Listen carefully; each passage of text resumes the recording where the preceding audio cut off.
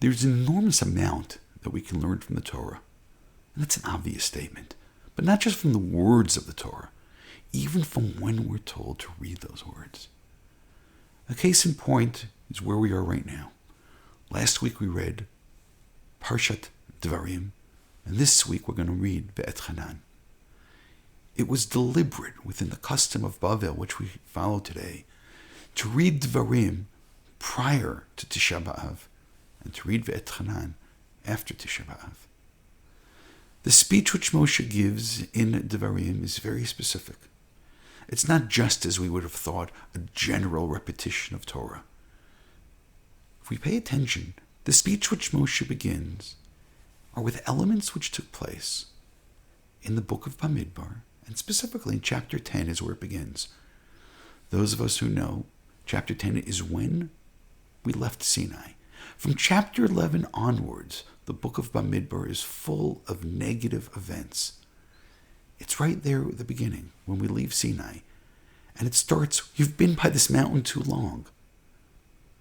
And from there, things go downhill. And the main thing that Moshe really repeats in this section is the fact that we're not in Israel yet, is the sin of the spies, and how we need to go and to finally enter into the land. When we read this week's Parsha Ve'et Hanan, things shift a little bit. It starts with a personal prayer, where Moshe prays that he can go in as well. And that prayer is rejected.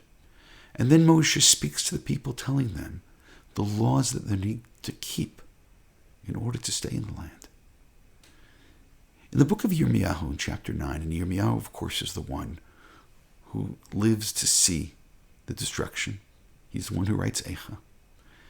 He tells us something which perhaps we should have known, but this is a prophet telling it to us. Ameh Avda Aretz, why was the land lost? And he says, again, a prophet, because you abandoned the Torah. This seems to be exactly what Chazal are trying to do. When it speaks about the land, the mistakes that we made, on how we ended up wandering for so long in exile, in Galut. Again, this is a whole different type of Galut. This is the exile that took place by wandering around for 40 years. And then this week's Parsha is about entering into the land and what we need to do to hold on to it, to follow, to embrace the words of Torah. That's simple. That's the message.